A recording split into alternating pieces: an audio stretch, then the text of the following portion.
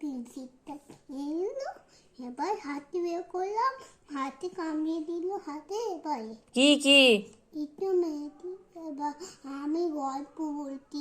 কি গল্প? ওই তো বাকি গল্প বলতি। বাঘের গল্প? হ্যাঁ, কি গল্পটা কি ছিল? ওই তো আমার হাতে বাঘ কামড়েছিল, আমি সেটা গল্প বলতি। আচ্ছা, এটা কি গল্পটা শুনি। তোমার হাতে বাঘ কবে কামড়েছিল? ওই তো আমার হাতে বাঘ কামড়েছিল। হ্যাঁ। ওই তো পেন্সিলটা নিতে ছিল, বাঘটা কামড়ে দিয়েছিল। হ্যাঁ, আমি মরে যাচ্ছিল। সব যাচ্ছি ছিল। হ্যাঁ, সব যাচ্ছে ছিল তো, আমি মরে যাচ্ছিলাম, তখন খেয়ে নিল আমাকে। তোমাকে বাঘ খেয়ে নিল? তা তুমি আমার সামনে বসে আছো কি করে? ওই তো আমি সামনে বসে আছি তো, ওই তো ভয়, একে ভয় বলটা ছোট ছিল। আর বাঘটাও বড় হয়েছে, মোমবারটা করছিল। চোখ মোটা করছিল তাই? হ্যাঁ, ও, আমি গল্পটা বলছিলাম তো, এই বাঘটা গল্প বলছিলাম তো একটা। আচ্ছা।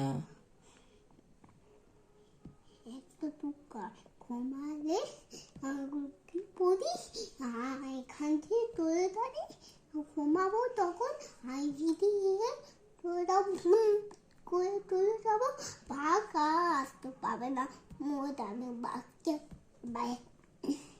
আচ্ছা, হয়েছে গল্প বলা শেষ?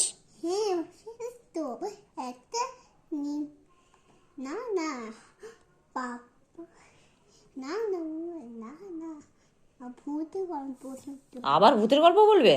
হ্যাঁ, তো বলো। হ্যাঁ, ভূতের পেছনে খেলনি, না সাইকেলতে